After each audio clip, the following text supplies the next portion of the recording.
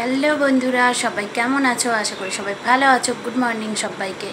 তো আজকে হচ্ছে সানডে, আর অনেক দিন থেকে তোমাদের সামনে ভিডিও নিয়ে আসছি। ওরকমই আগের ভিডিওগুলো, কারেন্ট ভিডিও নিয়ে আসতে পারছি না। অনেক দিনের পুরনো সব ভিডিওগুলো নিয়ে এসেছি। বাড়ির পুজো গেছে, সেগুলো ভিডিও, ষষ্ঠী, ওগুলো নিয়েই ব্যস্ত। ওগুলো ভিডিওই ছিল, দিয়ে শেষ করলাম। এখন আর ভিডিও নেই।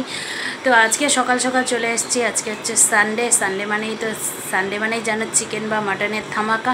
তো তোমাদের সাথে আজকে একটা রান্নার রেসিপি নিয়ে চলে এসেছি, যেটা হচ্ছে আমি মটন রান্না করব। এই গরমে খুবই পাতলা একটা, খুবই সামান্য মটনের রেসিপি আমি যেভাবে করছি সেটাই তোমাদের সাথে শেয়ার করব। তোমরা সঙ্গে থাকো, দেখতে থাকো। আর মটনটা এনে আমি একদম ম্যারিনেট করে তারপরে তোমাদের সামনে চলে এসেছি, সেখান থেকেই শুরু করব। তো চলো তোমরা দেখতে থাকো আর সঙ্গে থাকো। আর ওয়েদারটা একটু আজকে আছে, বৃষ্টি, এত দিন পর একটু বৃষ্টি হয়েছে।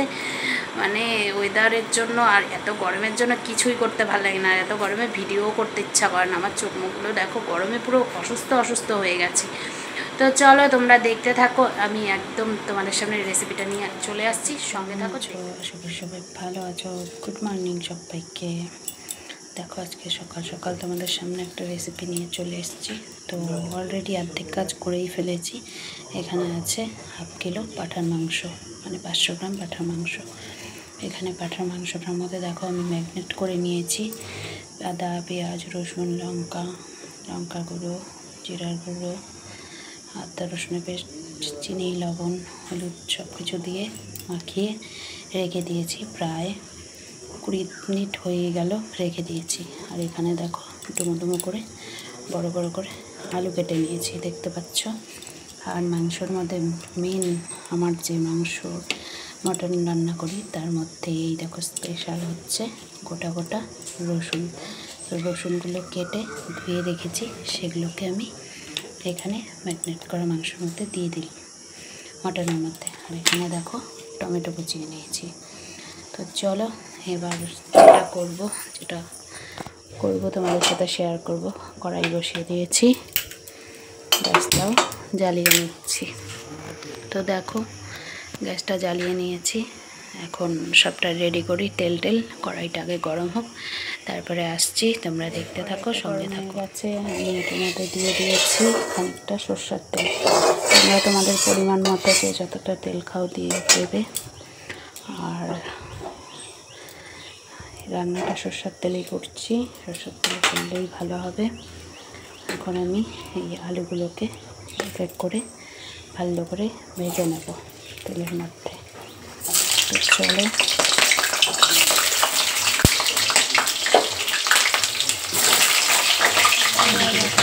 আলুগুলো ভালো করে ভাজা হয়ে গেছে। এখন আমি আলুগুলোকে আগে নামিয়ে নেব। তো দেখো এই যে আলুগুলোকে ভালো করে ভেজে নামিয়ে নিয়েছি। আর কড়াইয়ের মধ্যে তেলটা আমি একবারেই ঢেলে দিয়েছিলাম, তেলটা আছেই। এখন তেলের মধ্যে 2টো শুকনো লঙ্কা দিয়ে দিয়েছি ফোড়নে, দেখতেই পাচ্ছ। আর এখানে ফোড়নের জন্য নিয়েছি 2টো এলাচ, মুখগুলো ফাটিয়ে, 3টে লবঙ্গ, একটু দারচিনি, আর নিয়েছি সাদা জিরা। তো সাদা জিরাটা আগে ফোড়নে দিয়ে দিচ্ছি।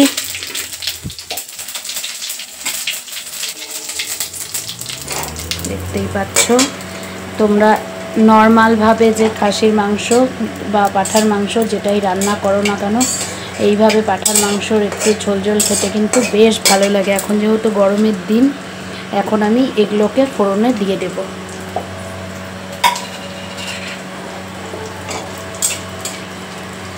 এলাচ, দারচিনিগুলোকে দিয়ে দিলাম।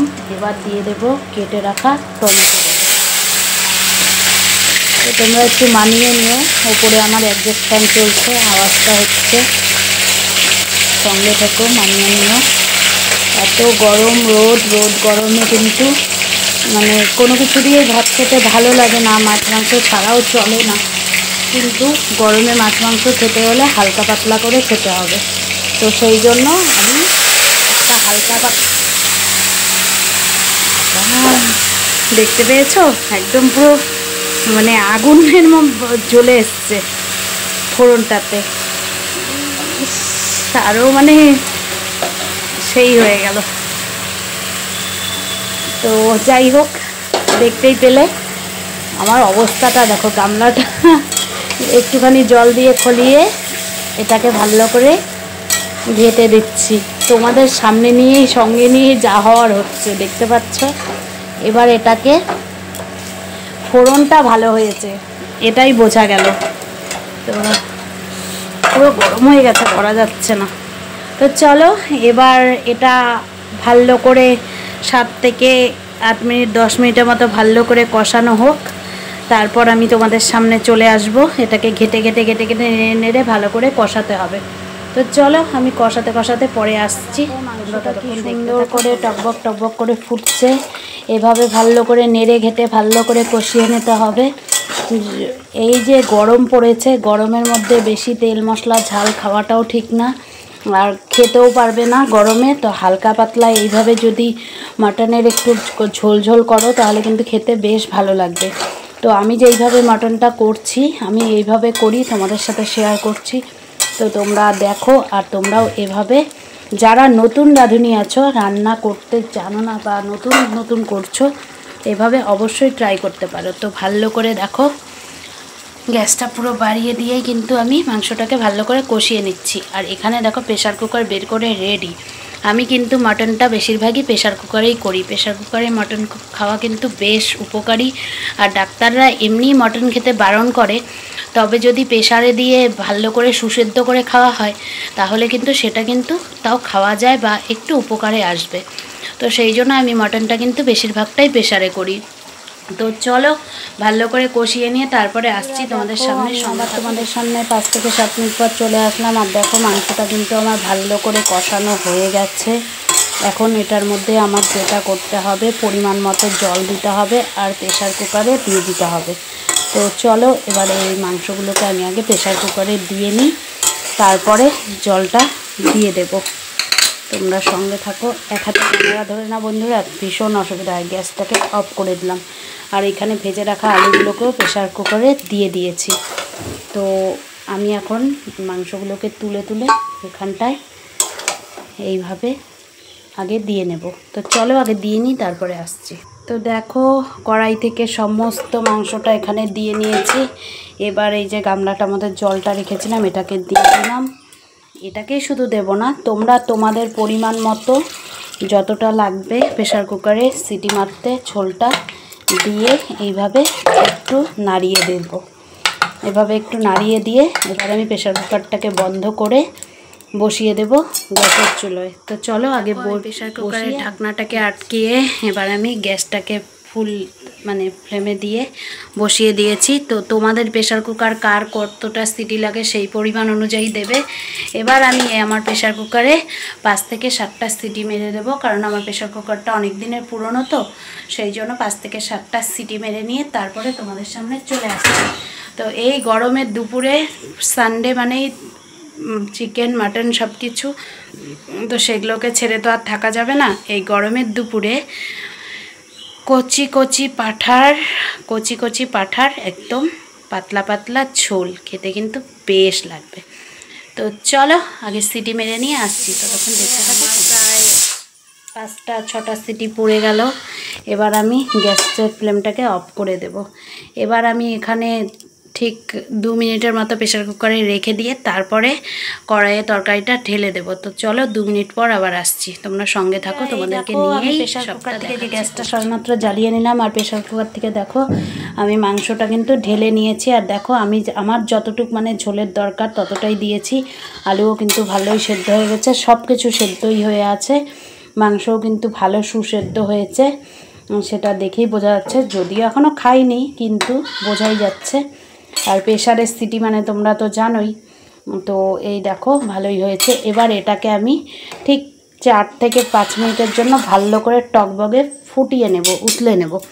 তো এই গরমে এরকম করে তোমরা যদি খাসির মাংস বলো পাঁঠার মাংস বলো যেটাকে এভাবে ঝোল ঝোল করে রান্না করে খাও, খেতে কিন্তু বেশ ভালো লাগে। গরম গরম ভাতের সাথে দুপুরবেলায় একদম জমে যাবে। এইভাবে যদি গরম গরম একটু মাংসর ঝোল হয় না পাতলা পাতলা করে, তাহলে খেতে কিন্তু বেশ ভাল লাগে। আর মটনের ঝোলটা খেতে কিন্তু বেশ ভালোই লাগে গরম গরম মটনের ঝোল। তো আমি তরকারিটা অবশ্যই কড়াইয়ে রেখে দেবো, কারণ একটু পরপর গরম করতে হবে। একে তো গরমের দিন, তার মধ্যে আরও গরম গরম মাংসর ঝোল খেতে কিন্তু বেশ ভালো লাগে। তো চলো এটা আগে ফুটে নেক, তারপরে আসছি। তোমরা ততক্ষণ দেখতে থাকো আমার ভিডিও। টকবক করে মাংসটার ঝোলটা ফুটছে টকবক করে। তো মাটনের ঝোল গরম গরম কিভাবে ফুটছে তোমরা দেখতেই পাচ্ছ, টকবক টকবক করে উতলিয়ে ফুটছে। তো এই টকবকা মাংসের ঝোল দিয়ে গরম গরম বাসমতি চালের ভাত খেতে, লম্বা লম্বা চালের ভাত হবে, বেশ কিন্তু জমে যাবে। সঙ্গে একটা লেবু আর একটু শসা, একটু স্যালাড, ওহ জমে গেল দুপুরের আজকের মেনুটা। তো যাই হোক, দেখতেই পেলে যারা নতুন রান্না করছো তাদের কাছে কিন্তু এই গরম গরম নতুন নতুন পাতলা করে মানে মাটনের ঝোলটা তাদের কাছে কিন্তু বেশ ভালোই লাগবে, আর রান্নাও কিন্তু একদম সহজ পদ্ধতিতে। তো তোমরা দেখতেই পাচ্ছ। আর 1 মিনিটের মতো ফুটলে এটার মধ্যে আমি এখানে দেখো শাহি গরম মশলা বের করে রেখেছি। এই শাহি গরম মশলার গুঁড়োটা এখন এটার মধ্যে অনেকক্ষণ ফুটে গেছে। এখন এটার মধ্যে আমি দেখো শাহি গরম মশলা পরিমাণ মতো ছড়িয়ে দিয়েছি। তো তোমরা তোমাদের পরিমাণ মতো গরম মশলার গুঁড়োটা দিয়ে দেবে। এটা এখন আমি ভালো করে গ্যাসের ফ্লেমটা অফ করে দিয়ে নামিয়ে ঢেকে রেখে দেবো। তো চলো আমার রান্না কমপ্লিট, দেখতেই পাচ্ছ গ্যাসও অফ করে দিয়েছি। এখন তরকারিটাকে ঢেকে রেখে দেব। তো আজকের আমার এই যে গরমের মধ্যে এই যে মাটনের ঝোলটা গরমের দিনে কেমন হয়েছে তোমরা বন্ধুরা অবশ্যই কমেন্টে জানাবে। আর তোমরা তো কেউ খেতে পাবে না, আমার বাড়িতে আসলে অবশ্যই রান্না করে খাওয়াবো সবাইকে। তো এখন যদি কেউ ট্রাই করতে চাও অবশ্যই আমার রেসিপিটা ট্রাই করতে পারো, আর কেমন হয়েছে অবশ্যই কমেন্টে জানাবে। যারা নতুন বন্ধু এসছো এখনও পর্যন্ত একটা লাইক করোনি, তোমরা একটা লাইক করে দিয়ে চ্যানেলের সাবস্ক্রাইব করে দিয়ে পাশে থাকা বেল আইকনটি টুংটুং করে বাজিয়ে দাও, যাতে আমার ভিডিওগুলো চটজলদি তোমাদের কাছে পৌঁছে যায়। আর একটু ধৈর্য ধরে থেকে যেও, অবশ্যই আমি তোমাদের ঘরে পৌঁছে যাব। সময় হলে সময় মতো সব দিয়ে পৌঁছে যাব একদম। আর যারা পুরনো আছো করে রেখেছ তাদের তো অনেক অনেক ভালোবাসা আমার তরফ থেকে। তো চলো আজকের মতো ভিডিওটা আমি এখানেই শেষ করছি। দেখা হবে অন্য কোনো ভিডিও বা অন্য কোনো রেসিপি নিয়ে। ততক্ষণ তোমরা সঙ্গে থেকো, সাথে থেকো, ভালো থেকো, টাটা।